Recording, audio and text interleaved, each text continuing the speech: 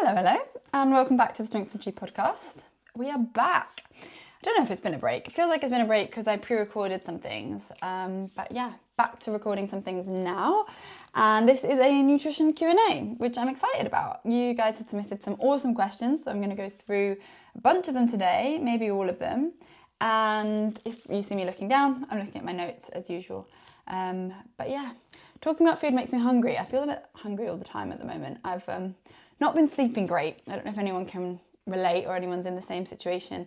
My brain has just been very overactive late at night and just thinking about lots of things, lots of really exciting things that I've got coming up for Strength with G, and it's great, but it doesn't help with sleep. So I need to get better at having a wind down routine. So yeah, I need to do that. But feeling all right this morning, managed to have a small lie-in somewhat. I just didn't force myself to get up earlier, basically, so that I could feel a bit more rested today. And actually I feel all right, but it's still not great that I'm not falling asleep until like 2 a.m, which is really bad. But I'm in bed by 10. That's what's crazy. I'm in bed by 10. But then my brain is just on one. So I asked for some advice from a friend, and they told me to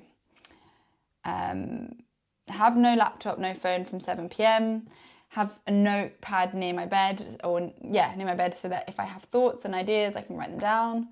And I just need to be strict about it. I just need to wind down, because I'll probably have better ideas if I'm fully rested. So anyway, in case anyone can relate to that, there you go. Yes, let's move on to nutrition. And exciting. There have been some really good questions. I'm actually really excited to answer them. So the first one I'm going to open with is actually, I think this comes from me. I don't think anyone asked. No, that's right. I put a question box on my stories and on Instagram, and someone said, what's something you are tired of answering? And it's not so much I'm tired of answering this question, but it's more I'm tired of hearing it. And tired sounds a bit dramatic, but it's just something I hear a lot that concerns me a little bit. Is, caveat, no offense to any vegetarians or vegans listening, but it is people who are eating a more plant-based diet, listing how much protein is in their meal, and when they're listing it, it's just not that much. It's not enough to build lean muscle. It's not enough to support your body's recovery. It's not enough to support also your organ health and your sort of replenishment of cells. Oh, my mic is doing something funny. It's not that it's bad. My gosh, eating protein full stop is great. So keep doing that. It's just something that kind of prompted this is hearing someone say that they were eating protein because there were beans in their food, in their meal. There was tofu in their meal, which is correct. They both have protein and are good sources of protein. And then they said, and I don't know if this was a mistake because I didn't inquire further because I was just a bit I don't want to tell people what to eat, but as they said spinach, and spinach had protein. Now, in my head, spinach has virtually zero protein. So it is concerning if someone thinks that's their source of protein. So then I went and looked it up because I was like, look, I could be wrong. So spinach has 2.9 grams of protein per 100 grams. So yeah, it's not zero, but it's not, that wouldn't be my main source of protein in the meal, which it wasn't for this person. It was beans and tofu, which is great. So actually great. I just wouldn't consider it as one of the sources of protein when thinking about my meals. So I then thought, right, well, if you're going to say that, then actually give something useful back. So I put a list together of the top vegan and vegetarian, or vegetarian and some vegan protein sources and per 100 grams. Now, some things that are high in protein that a vegetarian can eat, well, already I've stumbled. I was going to say is Parmesan. Now, I realise that actually sometimes Parmesan is produced in a way that isn't vegetarian. But if it's a vegetarian Parmesan, then yes, Parmesan has 36 grams of protein per 100 grams, which is great. Soybeans, so things like tofu, 36 grams. Hemp seeds, 31 grams. Now, you have to keep in mind that something like soybeans, you're probably going to eat more of it, like tofu. So you're probably going to get those 36 grams of protein.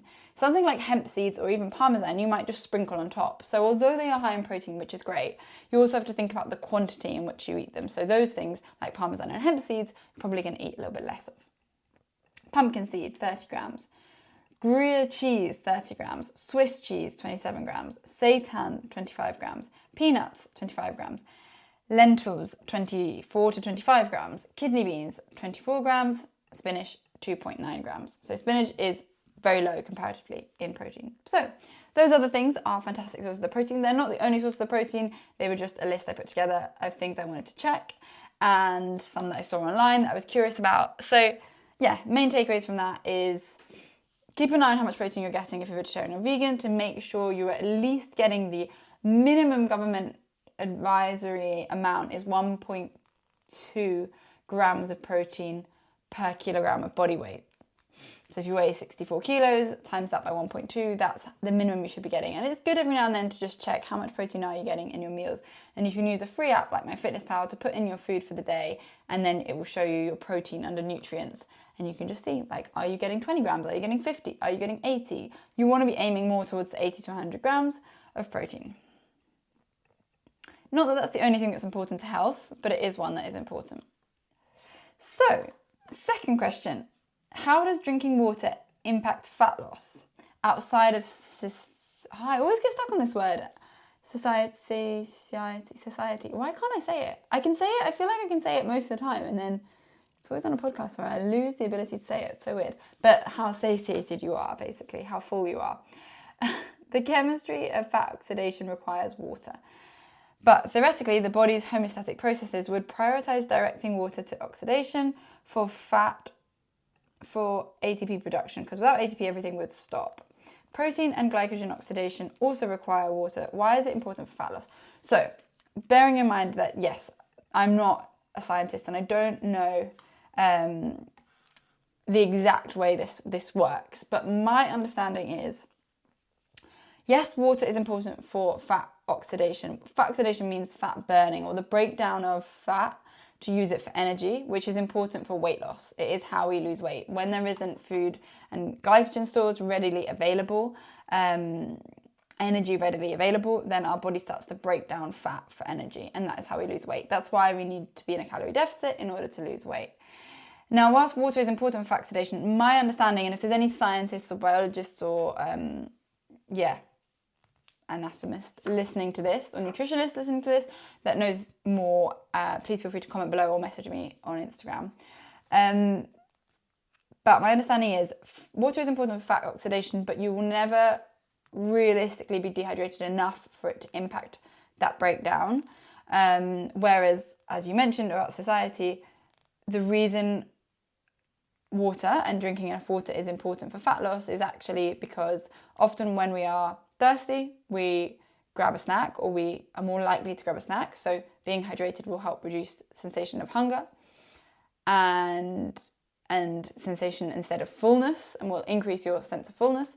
And second, it also gives you something to do. So instead of sometimes grabbing a snack, having a glass of water is a great way to kind of keep you occupied. And if you're feeling fidgety, drinking a glass of water is a great option instead of grabbing another snack. So really, it's more about that than fat oxidation per se. Opinions on, let me drink some water. Third question. Opinions on foods that are now being labelled as high protein, for example, crisps, and if they're actually worth it or just marketing. Short answer, just marketing. They're not necessary. You also need to check, because sometimes they're labelled as high protein and they're not.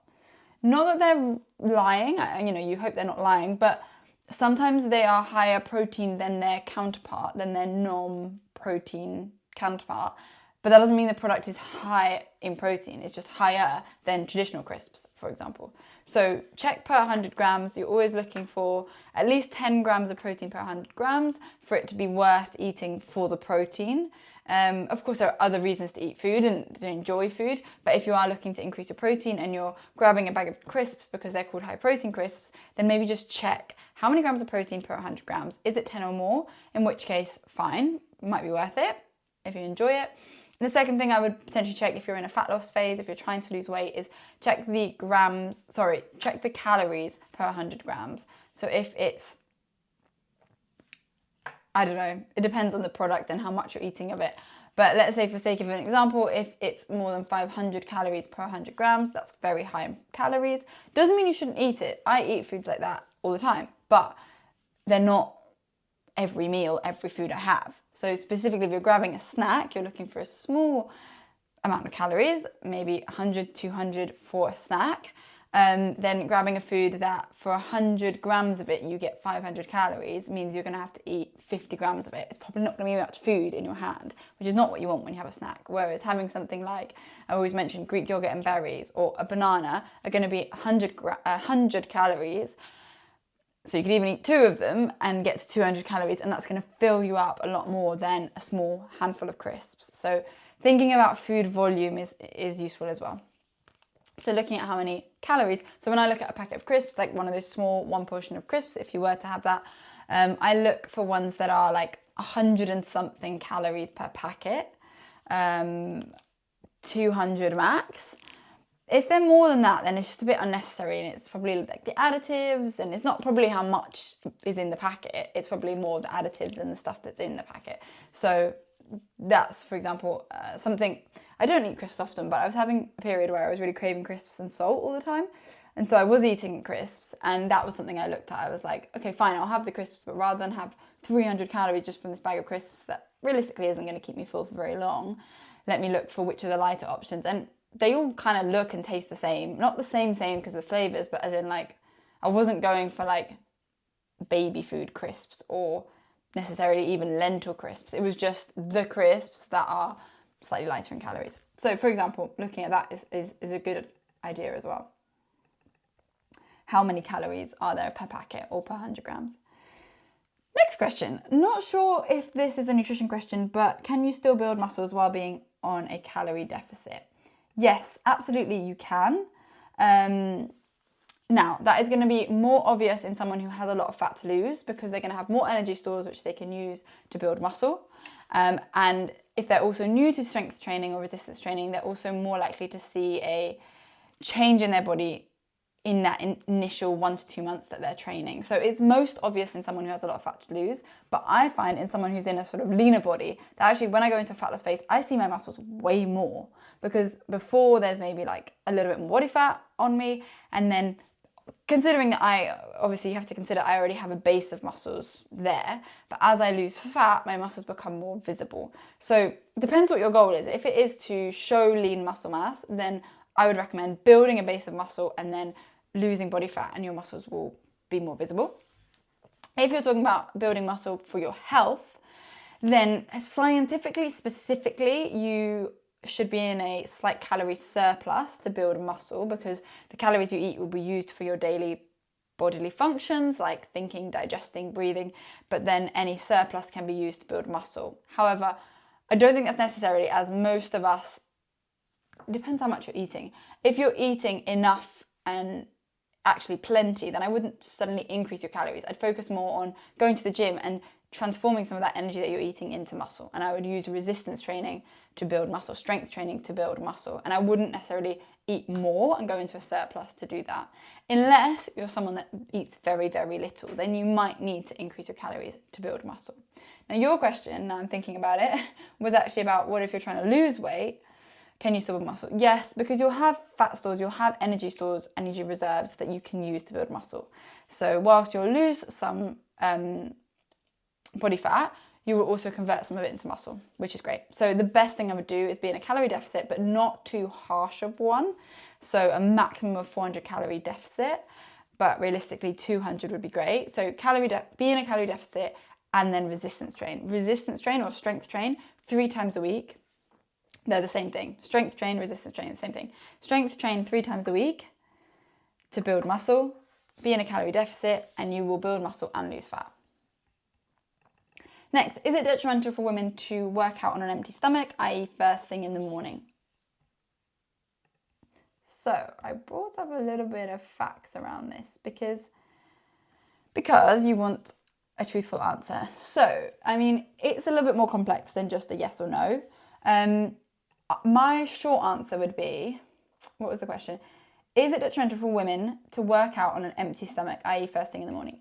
My answer would be, if it's first thing in the morning, and it's the first thing you do. You literally get up at 6, 7 a.m. or maybe earlier and go and work out. That's the first thing you do. Then no, fine, it's not harmful. It's just the first thing you've done in the day, and then you're going to continue eating as normal. You're going to have a good breakfast, you're going to have a good lunch, etc. Fine. If instead you wake up fast and then work out at like 10 a.m., 11 a.m., in that situation, then I would say your body's now, it's fasted all night, and then it's fasted up until 10, 11 a.m., and then you're going to put it through a workout where you require energy and glycogen stores for energy, then I would say your workout is going to suffer because you haven't eaten. And so actually, I would rather you have breakfast, fast a little bit after your workout, have lunch, maybe fast in the afternoon, and then have dinner. And so you can still fast. If you're fasting to reduce calories, you can still limit how many calories you take in that day, but you're not going into your workout really, really hungry. Second point, if you're not trying to lose weight and you're just trying to use the benefits of fasting for longevity, then again, I would just plan your workout around your meals. I would rather you work out soon after eating, not straight after eating, but maybe 1 to 2 hours after eating, than on a completely 16-hour empty stomach, because you're moving your body will still be good for it, but if you're actually trying to get a good strength training workout, you're going to be very low on energy, and that is going to impact your workout. So I hope that makes sense. If you're working out first thing in the morning, it's the very first thing you do, fine, no problem. If you're waiting till slightly later in the day, then the fast starts to be very long, and it will probably have a negative impact on your workout. Finally, there has been some research into that the fasting for long periods of time and training fasted may disrupt hormonal health and energy regulation. Now, I'm not going to go into the details because I'm not going to try and talk about something I don't fully understand, but it may have an impact on hormonal health. And what I do know is there was a conclusive study, or a good study, that was done around PCOS. And although I don't have PCOS and you may not, but it's still interesting because PCOS is all around our hormones. And yeah, I think the things people benefit from in PCOS may well benefit other people as well. And the study was done on women with PCOS, and it showed that there was an improvement in fertility and hormonal health when they were having a relatively large breakfast, or a regular breakfast, not a small breakfast, rather than fasting. And so women that front loaded their calories in the mornings had improvements in their hormonal health, their cycle, and their fertility. So I think that's interesting, because often we go to fasting in the morning, and most people who fast tend to fast up until like lunchtime and then start their day and continue eating throughout the day. And actually that may have a negative impact on women's hormonal health. So it'd be better to fast, say, from 8 p.m. onwards or from 7 p.m. onwards in the evening than to fast first thing in the morning. So I think that's very interesting. Great. Next question. Is there anything I can be doing with my nutrition to support my body better after a workout? I would say the most important thing is making sure you're eating some protein to some degree after your workout to help rebuild the muscles after you've put them through a workout and they've had some muscle tear, a muscle breakdown, then we need to rebuild that. So eating sufficient calories and protein throughout the day. To do that, eating fairly soon after your workout. As I say, it doesn't have to be in the first hour after your workout, but if you think you ideally want to be giving your body some protein about every 3 to 4 hours throughout the day, more or less. I'm not saying you have to do that obsessively, but that should look like breakfast, lunch, snack, dinner. That's a nice way to distribute your food throughout the day. So soon after your workout, one of those meals should happen. Make sure you're having protein in that and some carbs. It doesn't have to be white carbs, but just some carbs. It could be bread, could be pasta, could be rice, could be sweet potato, potatoes, loads of colourful vegetables, that kind of thing. So yeah, that's the most important thing, to be eating regularly throughout the day, eating sufficient calories and sufficient protein. Our calorie and protein needs will differ from person to person, so we can calculate them specifically for you. But yes, eating sufficient protein and fibre and calories are really important for recovery. That is it, really. If you're not feeling like you're recovering well, then do message me, because we can look a little bit deeper into why that might be. That could be things like sleep. It could be things like working out too often. It could be things like hydration. It could be things like you're missing something in your food. You may need a supplement. I'm actually a big advocate of getting blood tests to find out if you're deficient in anything. I think taking supplements just randomly isn't that helpful, but actually getting a blood test and finding out what you're deficient in could be really helpful.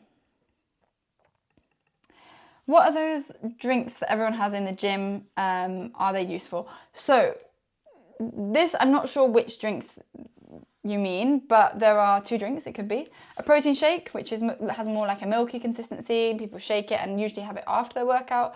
That comes from people trying to increase their protein. When people are really trying to build muscle, they may choose to eat quite a lot of protein, and so a protein shake is 20 to 30 grams of protein depending on the brand. So it's a really great snack full of protein. There used to be people saying that you needed to consume the protein within 1 hour of your workout. So people would religiously drinking them on the way out of the gym. Now that has been disproven, so actually it isn't important to drink it in the first hour. After your workout, it doesn't make any difference as long as you drink it at some point throughout the day, or as long as, not even you drink it, because you don't have to drink that specific protein drink, but as long as you're getting, it depends on the person, but let's say, for example, 150 grams of protein per day, as long as you get them and they're distributed throughout the day, they're not all in one sitting, then the benefits of building muscle will happen. It does not have to be in the first hour after your workout. However, the habit has stayed, and there's no harm in that habit. After a workout, you may well be hungry. You have just used a lot of energy stores. So having a protein shake can be a great idea after a workout. If they're drinking it while they're walking around the gym and it's kind of like looks transparent and clear, it kind of looks like water, but flavored water, then that's more likely to be one of two things. Either a pre-workout, so historically it would have been a pre-workout, something that's basically full of caffeine that gives you energy. The only times I've drunk pre-workout, I get really red in the face and did not like it. Also don't think it's necessary. So yeah, I just wouldn't recommend pre-workouts, but they have a lot of caffeine in them, and so people drink them before their workouts to have more energy. I've just thought of another thing it could be. It could also be, well, the second one I was going to say originally was IsoClear protein. That is same as a protein shake, but it's called IsoClear. It's a slightly newer product, I believe, or at least I've seen them a lot more now, and it's the same as a protein shake. Gives you protein, that's it. But instead of it being a milky consistency, they've created like a clear, sort of tastes kind of like some of them taste like an iced tea, like that kind of drink. And so people will sip them instead of water, or as it is water. It's water with a powder in it, and it's called IsoClear protein. That is effectively another form of protein shake. And then the other thing that came to mind just now is it could be electrolytes. So if people are doing a very sweaty workout or a long endurance workout, or some people just drink them regardless, but you might drink electrolytes, which help replenish your salt and potassium. So if you've sweated a lot, then it can be good to replace them. Most people don't need electrolytes. You're welcome to take them. It's probably not going to do any harm. But like I say, most people need them if they're doing very long, sweaty workouts. People doing marathon training and ultra running. You probably don't need electrolytes otherwise, because we actually get quite a lot of salt from our food. But again, you could always experiment and use them, and if you feel good having them, then continue. But if you feel like it makes no difference, then you don't need to have them. And often they're quite expensive, so that's why I say it's not necessary. All these things are not really. They're kind of just the fluff on top. They're like the sprinkling of hundreds and thousands on top, and get the bottom bits done first. Get the foundations, the important blocks sorted first. Then if you want to add a little sprinkling on top of electrolytes, fine. But it's probably not going to make a huge difference. And if you take them and it does, fab, keep taking them. That's it. So those could be a protein shake, IsoClear protein, electrolytes, or pre-workout. Yeah. There was one last question, which actually I didn't copy into here, but I remember it, that came from one of my clients, I think, which was, do you recommend any specific bars, protein bars, cereal bars as a snack? Now, my favourite protein bar and snack bar is actually a Grenade bar. It's very rich, very chocolatey. It's kind of like a Mars bar, but it's a Grenade. They're called Grenade bars. You've probably heard of them. I think they taste the best out of the protein bars. And again, they have 20 or 25 grams of protein per bar. But what I would say is protein bars can be quite high in calories. They're usually 250 calories. So it's quite a large snack. So I would just be mindful. If you're in a fat loss phase, then that might be too much for a snack. You could have half, save the other half for tomorrow, or you'd be better off having like a piece of fruit if you're in a fat loss phase. Other bars I'd recommend, I don't know, I like grenade bars, I like PhD nutrition bars.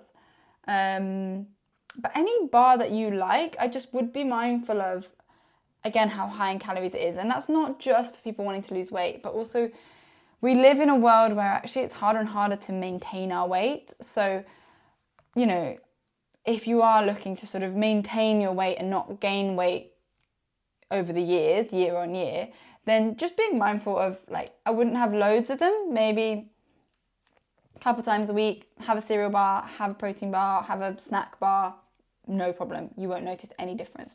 But if you're having them every day, sometimes twice a day, then they are starting to build up and they are quite high in calories. So the reason I'm not saying anything specific is most bars are 200 to 300 calories.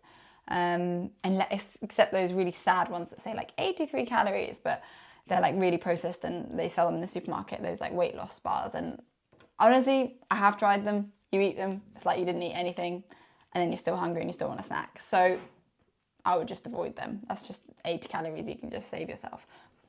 My tummy just rumbled talking about all this food.